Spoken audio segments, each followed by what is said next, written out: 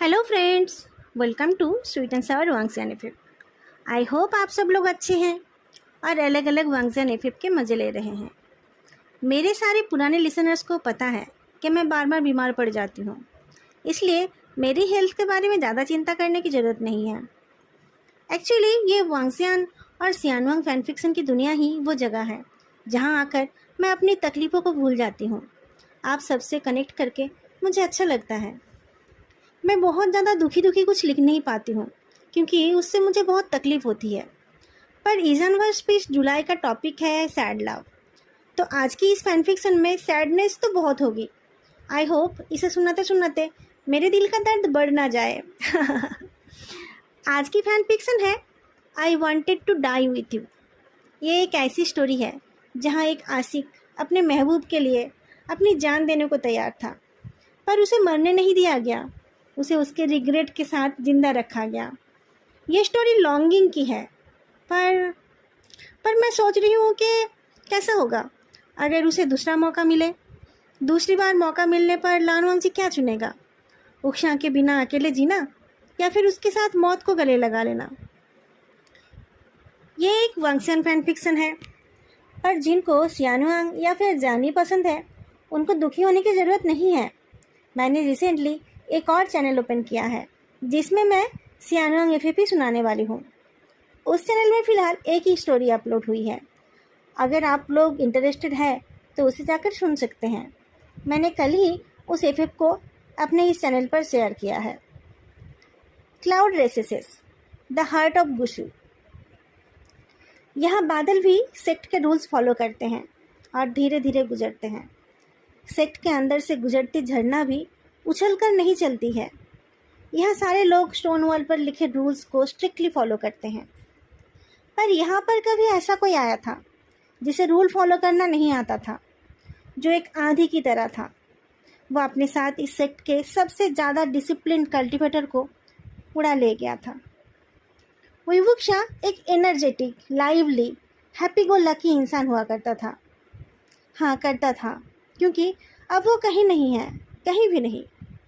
आज इस क्लाउड रेसेसेस में सिर्फ उसका विडोअर हस्बैंड लानवांग जी है, जो जिंदा तो है पर जिंदा नहीं है। पिछले 3 साल से उसकी बस सांसें ही चल रही है, जिसकी वजह से वो जिंदा लोगों में गिना जाता है।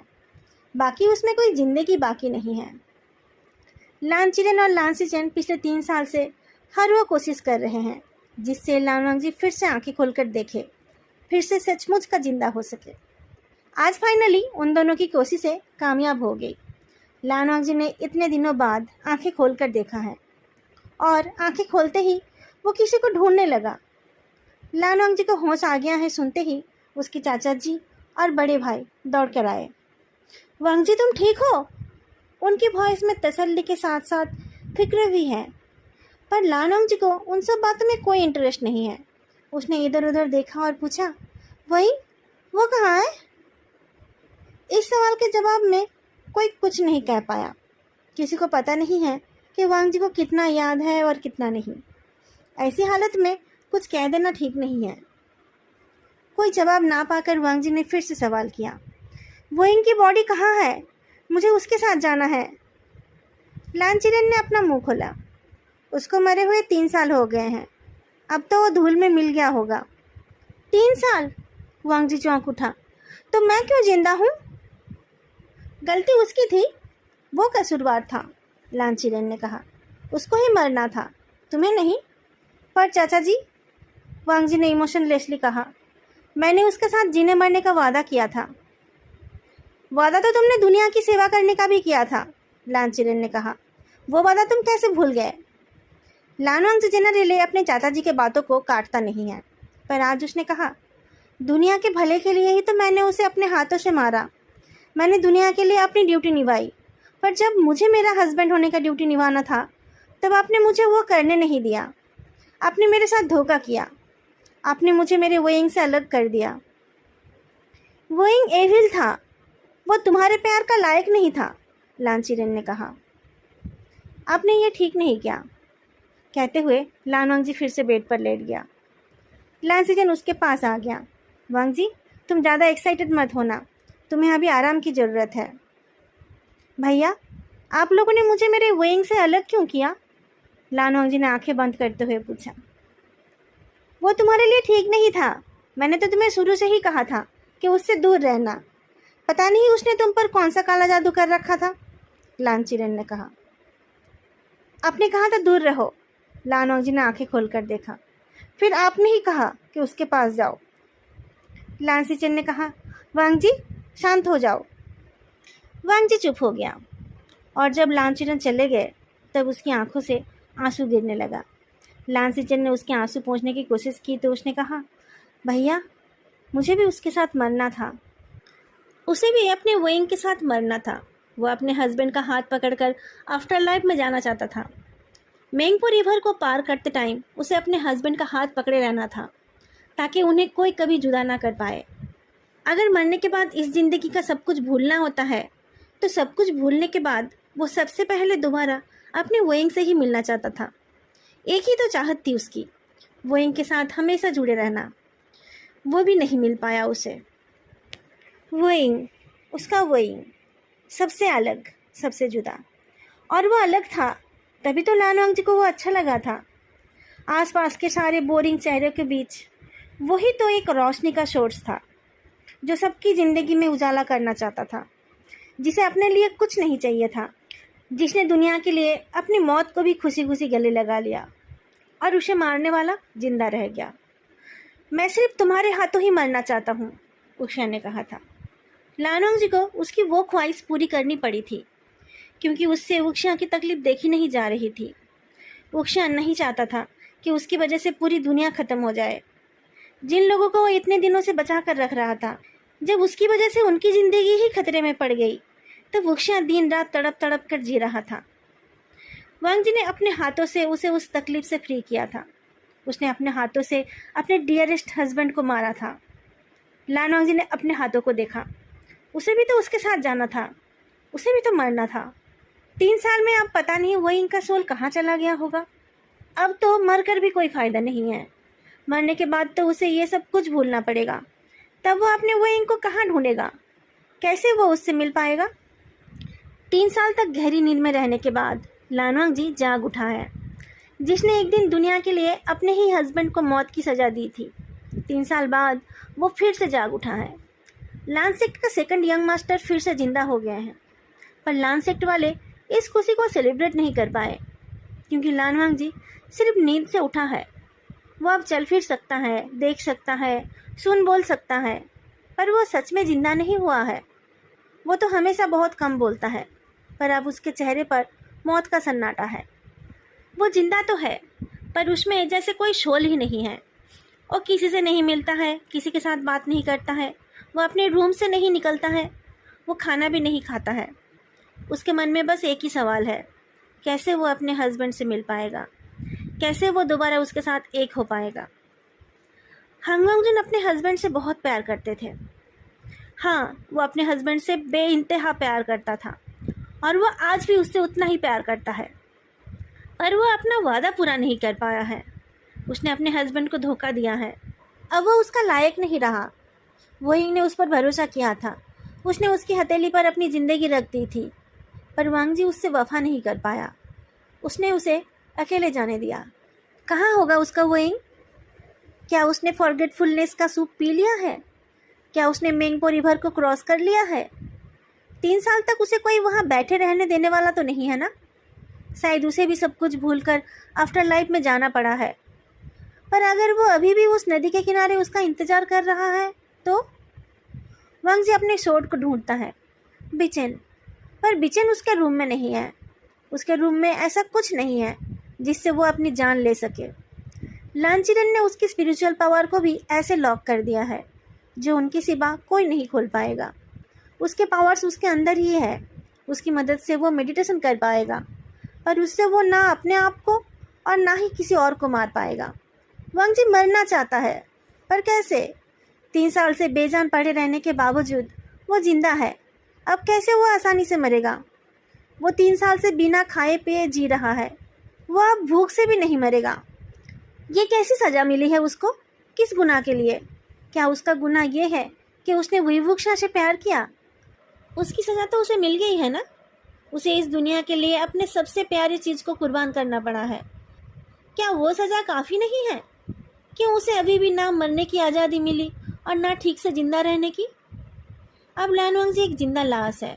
वो किसी से बात नहीं करता है, कुछ खाता पीता नहीं है। वो बस लोटस पोजीशन में बैठकर अपनी वोइंग को याद करता रहता है। उसका वोइंग, वही वुक्शिया। कल्टीवेशन की दुनिया में वुक्शिया हमेशा सबसे अलग था। उसके पास कुछ ऐसे पावर्स थे जो बाकी किसी के पास नहीं था। वो अंधेरों से और काली आत्माओं से नहीं डरता था, बल्कि वो काली आत्माओं को अपने बस में कर लेता था। उसने अपने इस पावर का कभी भी कोई गलत इस्तेमाल नहीं किया था, बल्कि इससे वो लोगों की सफरिंग को ख़त्म करता था। उसने अपनी छोटी सी ज़िंदगी में बहुत श्रापित आत्माओं को फ्री किया और बहुत लोगों की जान बचाई। और जो शक्तियाँ सच में बुरी होती थी उन्हें वो पावरलेस कर देता था और अपने बस में कर लेता था। सब लोग ज़रूरत के टाइम उसे बुलाते थे, पर सबने उससे दूरी बनाना भी शुरू कर दिया था। बस लान वंगजी ही वो इकलौता इंसान था जो उसके पास किसी काम से नहीं जाता था। वो उसके पास जाता था क्योंकि वो उससे दूर रह नहीं पाता था। उसे वुक्शिया का सेल्फलेसली लोगों की मदद करना अच्छा लगता था, पर उसे उसकी फिक्र भी होती थी। वही, थोड़ा धीरे चलो, थोड़ा सांस लो, वो कहा करता था। धीरे चलूँगा तो सबकी मदद कैसे कर पाऊँगा, वही वुक्शिया बोलता था। और ये क्लाउड रेसेस नहीं है, यहाँ दौड़ना मना नहीं है। मैं रूल्स की बात नहीं कर रहा हूँ, लान वंगजी ने कहा। मुझे तुम्हारी फिक्र होती है। लाजा, वही वुक्शिया ने मुंह बनाकर पूछा। तुम्हें मेरी इतनी फिक्र क्यों होती है? क्या तुम्हें लगता है कि मैं कमज़ोर हूँ? नहीं, लान वंगजी ने कहा। तुम बहुत पावरफुल हो, पर तुम्हें उनकी तरफ भी तो देखना चाहिए जो तुमसे प्यार करते हैं। कौन प्यार करता है मुझसे? वही वुक्शिया ने आंखों में शैतानी लेकर उसकी तरफ देखा। तुम? लान वंगजी ने जवाब दिया। लाजा, तुम भी ना? वही वुक्शिया हंसने लगा। फिर कुछ रियलाइज करके उसने पूछा, एज ए फ्रेंड, है ना? लान वंगजी ने नजरें झुकाकर धीरे से कहा, as a life long companion. लाजा, वही वुक्शिया ने हैरान होकर पूछा। क्या मैं तुम्हारे लायक नहीं हूँ? लान वंगजी ने नजरें उठाकर पूछा था। लाजा, तुम पागल हो गए हो? वही वुक्शिया ने कहा। तुम एक रेपुटेड कल्टीवेटर हो। तुम्हारा रुतबा कितना ऊंचा है। तुम्हारा किरदार तुम्हारे कपड़ों के जैसा बेदाग है। मैं एक आवारा इंसान हूँ। तुम मेरे दोस्त हो, वही मेरे लिए बहुत है। पर मुझे हमेशा तुम्हारे साथ रहना है, लान वंगजी ने कहा। मेरे साथ रहोगे तो तुम्हारे कपड़ों के साथ साथ तुम्हारे कैरेक्टर पर भी दाग लग जाएंगे, वही वुक्शिया ने कहा था। पर ऐसी बातों से लान वंगजी नहीं डरा। वो सिंसियरली और परसिस्टेंटली वही वुक्शिया को फॉलो करता रहा। एक दिन वुक्शिया ने कहा, लाजा, मेरे साथ ऐसे घूमोगे तो लोगों को लगेगा कि मेरे साथ तुम्हारा कोई और रिश्ता है। कोई और रिश्ता मतलब? लान वंगजी ने पूछा था। उनको लगेगा कि हम दोनों वो सब करते हैं जो उस पिक्चर बुक में था, वही वुक्शिया ने कहा। तुम्हें वो बुक याद है?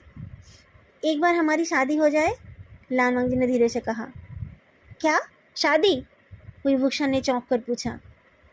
अगर तुम चाहो तो शादी के पहले भी हम वो कर सकते हैं, लान वंगजी ने आलूफली कहा।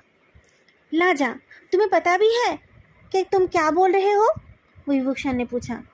तुमने उस बुक को फाड़ दिया था। तुमने तो देखा भी नहीं था। तो क्या मैं अब बच्चा नहीं हूँ? मुझे पता है क्या करना है, लान वंगजी ने कहा। तुम्हें डेमो देखना है? लाजा, तुम्हें हो क्या गया है? वही वुक्शिया डर के साथ बोलता है। तुम ऐसा क्यों कर रहे हो? मुझे प्यार हो गया है, लान वंगजी ने कहा। कुछ दिनों तक ऐसा ही चलता रहा।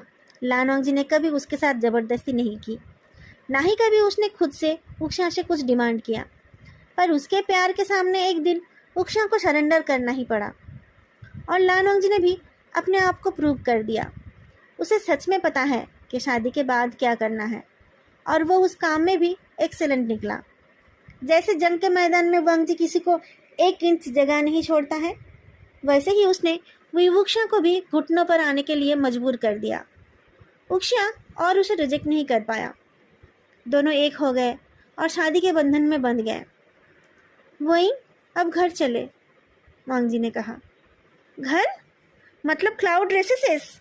वही वुक्शा चौंक उठा। तुम जाओ, मैं जाऊंगा तो तुम्हारे चाचा जी मुझे मार डालेंगे। नहीं मारेंगे, लान वांगजी ने कहा था। लानचीरन ने सच में उसे नहीं मारा था। उनको वोइंग से जितना नफरत था, अपने छोटे भतीजे से उतना ही ज़्यादा प्यार था। उनको लगता था कि वोइंग ने अपनी डार्क कल्टीवेशन से लान वांगजी को अपने बस में करके रखा है।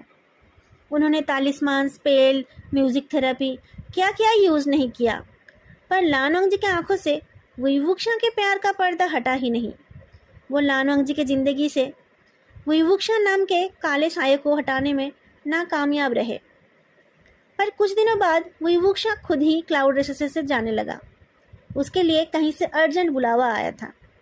मौके का फ़ायदा उठाते हुए कुछ इम्पोर्टेंट काम का बहाना बनाकर लानचीरन ने लान वांगजी को रोक लिया। लान वांगजी ने वादा किया कि वो कुछ दिनों में ही वुक्शा के पास आ जाएगा। वुक्शा को पता था कि वांगजी उसका वादा निभाएगा। उसे उस बात का डर नहीं था। वो तो हमेशा ही फेयरलेस था। वो फिर से अपने काम में बिजी हो गया और काले एनर्जीज को काबू में करने लगा। उसे लगा था कि डरने की कोई बात नहीं है, पर कुछ बहुत ही ज़्यादा भयंकर एनर्जी उसका इंतज़ार कर रही थी। वुक्शा ने इससे पहले भी ऐसे बहुत शक्तियों को काबू किया है। ऐसे कामों में उसकी बॉडी और सोल बहुत वीक हो जाते हैं, पर वांगजी हर रात गुचिन बजाकर उसके सोल को रिजुविनेट कर देता है। इसीलिए उसे कभी कोई प्रॉब्लम नहीं हुई। पर इस बार लान वांगजी नहीं है। वुक्शा को वीक होते हुए देखकर काली शक्तियों ने उसके ऊपर अपना कब्जा करना शुरू कर दिया। जब वुक्शा की बांसुरी के साथ वांगजी का गुचिन बजता था, तब उन शक्तियों को हार मानना ही पड़ता था। पर अब वांगजी नहीं है और इस मौके का फ़ायदा उठाकर उन काली शक्तियों ने वुक्शा के दिमाग पर कब्जा कर लिया। जब लान वांगजी वापस आया, तब शुरू में उसे कुछ पता नहीं चला। इतने दिनों से अपने हस्बैंड की जुदाई से वो भी थोड़ा सा बेजान सा था। उसने ना इधर देखा ना उधर। आते ही वो अपने हस्बैंड से प्यार करने लगा।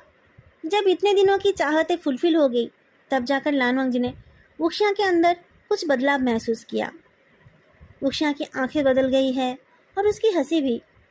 कभी कभी तो वांगजी उसे पहचान ही नहीं पाता है। क्या ये वही वुक्शा है जिसने उसके दिल में हलचल मचा दिया था, जिसके लिए वो अपने सेक्ट को भी छोड़ने को तैयार था? धीरे धीरे वांगजी को समझ आया कि वुक्शा के साथ क्या हुआ है। वो अपने ऊपर से कंट्रोल खो रहा है। जो इंसान कभी रोशनी का सोर्स हुआ करता था, अब वो खुद अंधेरे में डूब रहा है। वांगजी ने दिन रात गुचिन बजाना शुरू किया। पहले वो गुचिन बजाता था तो वुक्शा भी उसके साथ कोई अच्छा मेलोडी बजा लेता था। अब वुक्शा की बांसुरी से कोई लव सॉन्ग नहीं निकलता है। उसकी बांसुरी अब बस काला धुआं निकालता है। उन दोनों का मैरिटल हार्मोनी बिगड़ने लगा। पहले वांगजी के साथ इंटीमेसी से वुक्शा की बेचैनी कम हो जाती थी, पर अब उसके अंदर की डार्क एनर्जी की वजह से उनका इंटीमेसी भी अधूरी रहने लगी। धीरे धीरे वुक्शा का काम भी खराब होने लगा। अब जब वो किसी की मदद करने जाता है, तब वो उल्टा उसका नुकसान करके आता है। सबको पता चल गया कि ब्लैक एनर्जी को कंट्रोल करने वाला हीलिंग पैट्रियर्क अब खुद ही ब्लैक एनर्जी के कंट्रोल में चला गया है। कल्टीवेशन सेक्ट्स को पहले से ही उसका तरीका पसंद नहीं था। अब वो लोग खुलकर उसका विरोध करने लगे। सबका कहना था कि ऐसे इंसान को जीने का कोई हक नहीं है।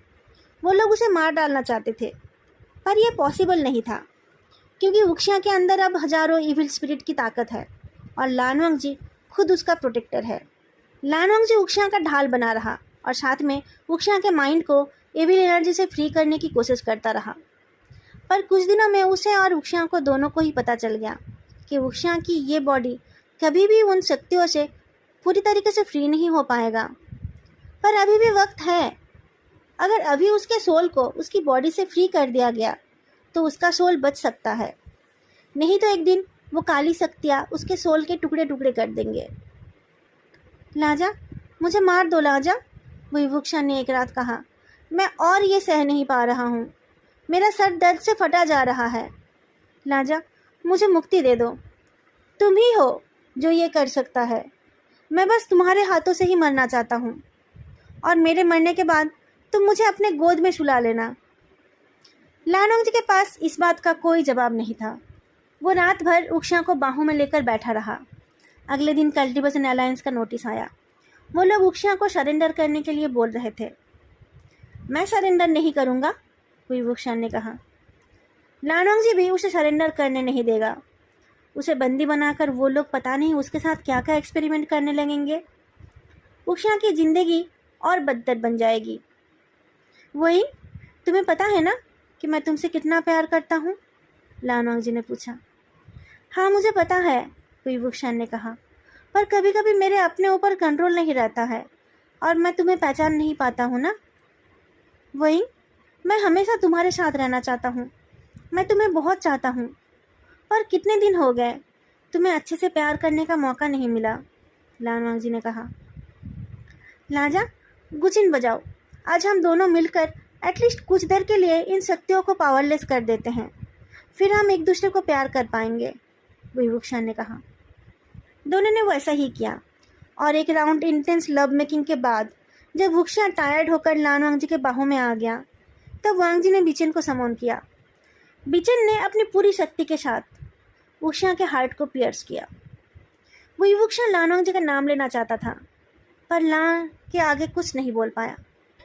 लानोंगजी ने वुक्शान का माथा चूम लिया और फिर उसे अपने गोद में लेटाकर उसने फिर से बिचन को समन किया, पर अपने वोइंग को अपने हाथों से मारकर लानोंगजी ऑलरेडी हाफ डेड हो गया था। जैसे ही उसने बिचन को समन किया, लान सिरेन निकल आए और उन्होंने एक पावरफुल स्पेल की मदद से वांगजी के स्पिरिचुअल एनर्जी के फ्लो को काट दिया। बिचन क्लैंग करके ज़मीन पर गिर गया और लानोंगजी भी बेहोश हो गया।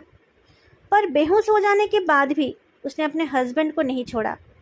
उसने उसे टाइटली अपने सीने से लगा कर रखा।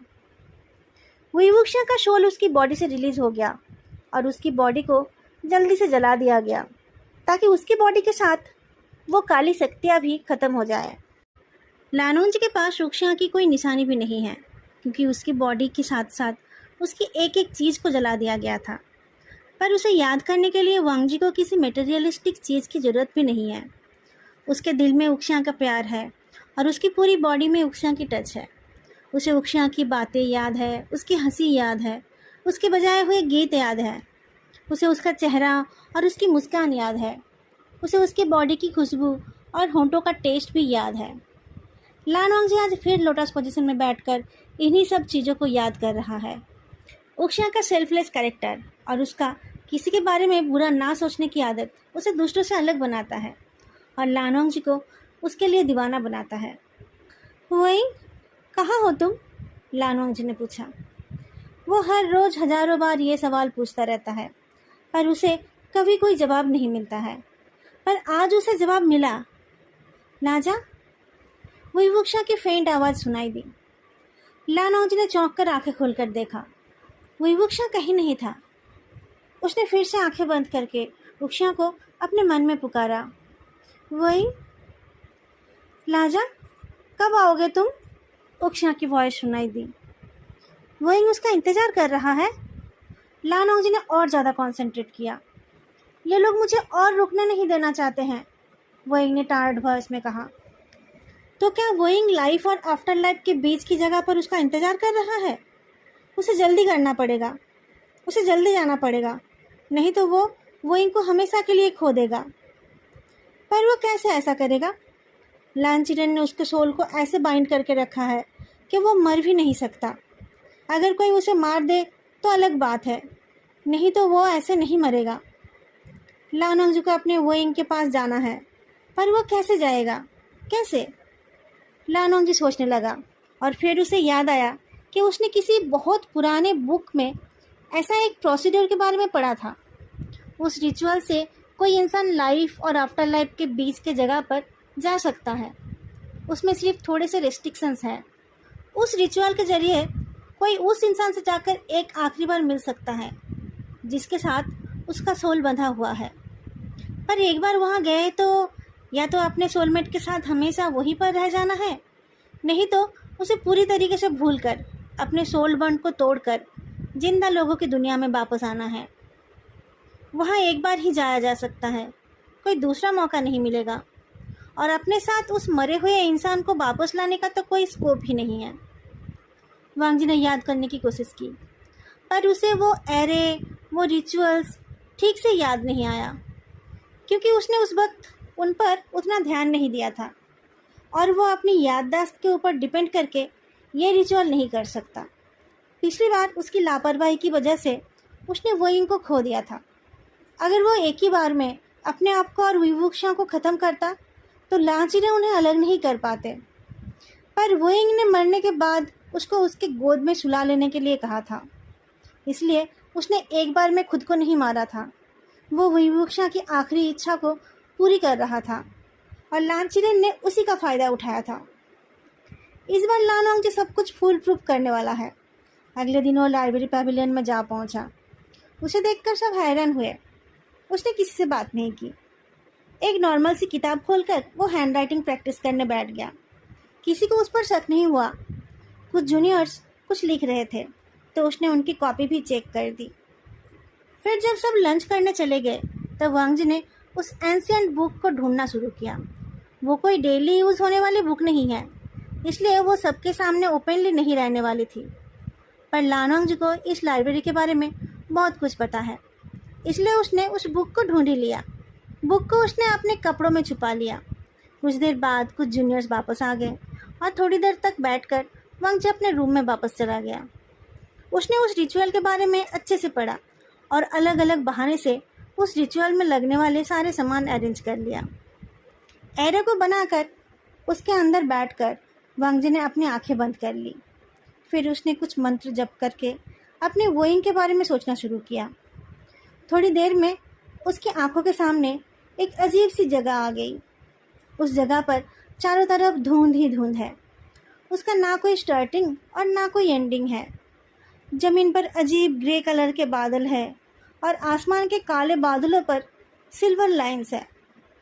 वहाँ पहुंचकर वांगजी ने इधर उधर देखा और अपने हस्बैंड का नाम लिया। वोइंग, कहाँ हो तुम? लाजा, एक वॉइस सुनाई दी। वोइंग। लानोंग ने उस वॉइस को फॉलो किया। विवुक्षा उन ग्रे कलर के क्लाउड्स के ऊपर बैठकर कुछ रैबिट्स के साथ खेल रहा था। उसने लानोंग को भी बुलाया। लाजा, देखो ये कितने प्यारे हैं। वोइंग। लानोंग आगे बढ़कर गया। I am sorry wooing. क्या लाजा? विवुक्षा ने मुंह फुलाकर कहा। हम इतने दिनों बाद मिले और तुम आई लव यू ना बोलकर आई एम सॉरी बोल रहे हो। आई लव यू वोइंग, लानोंग ने कहा। आई टू लव यू लाजा, विवुक्षा ने ब्राइटली मुस्कुराया। देखो, मैंने तुम्हारे लिए खाना बनाया है, आओ जल्दी से खा लो। तुमने बहुत दिनों से कुछ खाया नहीं है ना? विवुक्षा ने उसे खाना परोसा। ये खाना ठीक उसी तरीके का है जो लांस सेक्ट में मिलता है। लानोंग ने खुश होकर बाउल को उठाया। आज वो अपने वोइंग के पास है, आज तो वो ज़रूर खाना खाएगा। पर जैसे ही उसने खाने को अपने मुंह के सामने लिया, उसे कुछ समझ आ गया। तुम मुझे धोखा दे रहे हो, वो बोल उठा। क्या धोखा? मैं तुम्हें धोखा क्यों दूंगा? विवुक्षा ने पूछा। तुम मेरे वोइंग नहीं हो। कहाँ है वो? लानोंग ने पूछा। ये तुम क्या बोल रहे हो? विवुक्षा ने पूछा। तुम मुझे नहीं पहचान रहे हो? कहाँ है मेरा वोइंग? लानोंग ने चीख कर पूछा। अचानक सारे बादल हट गए और एक खुला मैदान सामने आ गया। उस मैदान के साइड में एक पेड़ था जिसके साथ विवुक्षा चेन से बंधा हुआ था। वोइंग, लानोंग दौड़ कर गया। लाजा, विवुक्षा रो पड़ा। ये क्या है वोइंग? लानोंग ने पूछा। तभी एक लंबे सफ़ेद बालों वाला कोई आ गया। उसने कहा, लानोंग जी, तुम यहाँ क्या कर रहे हो? तुम तो अभी भी जिंदा हो ना? मैं अपने वोइंग के लिए आया हूँ, मुझे उसके बिना नहीं जीना है, लानोंग ने कहा। पर जो एक बार मर जाता है वो फिर वापस नहीं जा सकता, उस आदमी ने कहा। कोई बात नहीं, मैं उसे लेने नहीं आया हूँ, मैं उसके साथ रहने आया हूँ, लानोंग ने कहा। पर तुम तो अभी मरे नहीं हो और तुम अभी मर भी नहीं सकते, उस आदमी ने कहा। तुम ये खाना खा लो और अपनी दुनिया में वापस चले जाओ। नहीं, लानोंग ने कहा, मैं उसे हरगिज़ नहीं भूलूंगा। अगर मैं उसके साथ नहीं रह सकता तो मैं उसके याद में ही जिंदा रहूँगा। पर ऐसा नहीं हो सकता, तुमने पढ़ा नहीं था? इस रिचुअल से यहाँ आने के बाद तुम्हें सब कुछ भूल कर वापस जाना पड़ेगा, उस आदमी ने कहा। पढ़ा है, उसमें एक ये भी ऑप्शन है कि मैं हमेशा उसके साथ रह सकता हूँ, लान वांगजी ने कहा। तुम ऐसी जिद क्यों कर रहे हो? उस आदमी ने परेशान होकर कहा। एक तो तुमने इसे इतना प्यार दिया कि ये भी आगे नहीं जा पाया। इसका सोल इतना पावरफुल है, इसे कभी किसी के साथ किसी बंधन में बंधे रहना ही नहीं था। पता नहीं तुमने इसे कैसे अपने साथ बांध लिया है। ये आगे नहीं जाएगा तो इसका रीइंकार्नेशन नहीं होगा। मैं साथ चलूँगा तो वह आगे बढ़ने के लिए राजी हो जाएगा, लान वांगजी ने कहा। पर तुम अभी मर नहीं सकते, उस आदमी ने कहा। तो हम यहीं पर इंतज़ार करेंगे, लान वांगजी ने कहा। जब मेरी बॉडी मर जाएगी तब मैं भी इसके साथ रीइंकार्नेशन के लिए चला जाऊंगा। और तब तक, उस आदमी ने पूछा। तब तक हम यहीं रह जाएंगे, लान वांगजी ने कहा। यहाँ खाने को कुछ नहीं मिलेगा, उस आदमी ने कहा। मुझे खाने की ज़रूरत नहीं है, लान वांगजी ने कहा। मुझे सिर्फ मेरा वोइंग चाहिए। खोल दीजिए इसे। ये बहुत खतरनाक और आवारा सोल है, उस आदमी ने कहा। खोल देंगे तो इसे कंट्रोल करना इम्पॉसिबल हो जाएगा। कैसे इम्पॉसिबल हो जाएगा? लान वांगजी ने कहा। आप इन जंजीरों से उसे आज़ाद कर दीजिए। मैंने उसे अपने साथ बांध रखा है। वुईवुक्शा के शॉल को खोल दिया गया तो वो लान वांगजी से आकर लिपट गया और उसके कान में कहा, लाजा, अब तो मेरे पास कोई बॉडी ही नहीं है, तुम मुझे प्यार कैसे करोगे? मैं कर लूँगा, तुम चिंता मत करो, लान वांगजी ने स्ट्रेट फेस बनाकर कह दिया। उसके दिल में क्या हो रहा है वो उसके चेहरे से कभी भी पता नहीं चल सकता, पर उसके सीने से लगा हुआ वुईवुक्शा सब समझ सकता है। उन दोनों के सोल्स एक साथ बंधे हुए जो हैं। लांचिरे गुस्से से पागल हो गए। मरकर भी उस वुईवुक्शा ने उनके भतीजे को नहीं छोड़ा। लान वांगजी का जैसा नेक कल्टीवेटर प्यार में ऐसा पागल कैसे हो सकता है, ये उनके समझ के बाहर है। चाचा जी, आप उसे रिलीज़ कर दीजिए, लान सीचेन ने कहा। नहीं, लान चिरेन ने कहा, मैं उसे वापस ले आऊँगा। चाचा जी, मेरी बात मान लीजिए, लान सीचेन ने कहा। अगर 1 महीने के अंदर वांगजी वापस नहीं आता है तब उसकी बॉडी का संस्कार कर दीजिए। उसे ऐसे ज़बरदस्ती बांध कर मत रखिए। लान चिरेन का दिमाग गुस्से से फटने वाला है। क्या है उस वुईवुक्शा में जो लान वांगजी उसके साथ ही रहना चाहता है? फिलहाल लान चिरेन लान वांगजी को फ्री करने को तैयार नहीं है। पता नहीं कितने दिन, कितने महीने या कितने साल बाद वो लान वांगजी को फ्री करेंगे, पर उससे लान वांगजी को या वुईवुक्शा को ज़्यादा फर्क नहीं पड़ता है। दोनों साथ हैं, उनके लिए वही काफ़ी है। जब वांगजी का सोल उसकी बॉडी से फ्री हो जाएगा तब वो दोनों ही रीइंकार्नेट हो जाएंगे और फिर एक बार फिर से एक प्रेम कहानी लिखी जाएगी। तो दोस्तों, ये थी आज की fan fiction, I wanted to die with you.